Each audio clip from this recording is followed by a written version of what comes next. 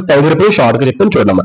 ఈ poem tiger అనేది ఏంటి అంటే జనరల్ గా ఈ టైగర్ అనేది శక్తి రహస్యంతో నిండి ఉన్న పులిని గురించి తెలియజేస్తుంది.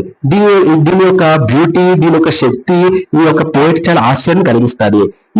ఇది భయంకరమైన, చాలా క్రూరమైన, చాలా పవర్ఫుల్ ఒక యానిమల్. దీన్ని ఎవరు సృష్టించగలరు అని అతను అడుగుతున్నాడు, తను అడుగుతున్నాడు. పులికి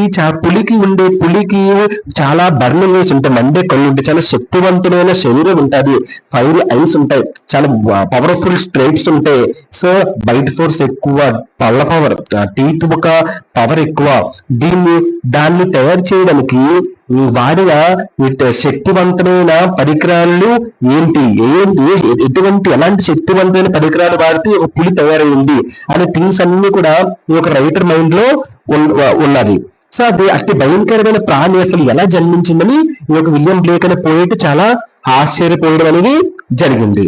అంటే అంత సున్నితమైన గొర్రెపిల్లని సృష్టించిన దేవుడే ఈ యొక్క టైగర్ కూడా సృష్టించాడా అనే ఒక క్వశ్చన్ కూడా ఈ పోయిట్ మైండ్ లో ఉంది. పులిని చూసి ఆయన చాలా ఆకర్షించిపోయాడు, భయపడ్డాడు కూడా విలియం బ్లేక్ ఆ పులిని చూసి. ఎందుకంటే దాన్ని ధైర్యంగా చేసిన భగవంతుని పట్ల కూడా అదే భావన కలిగింది.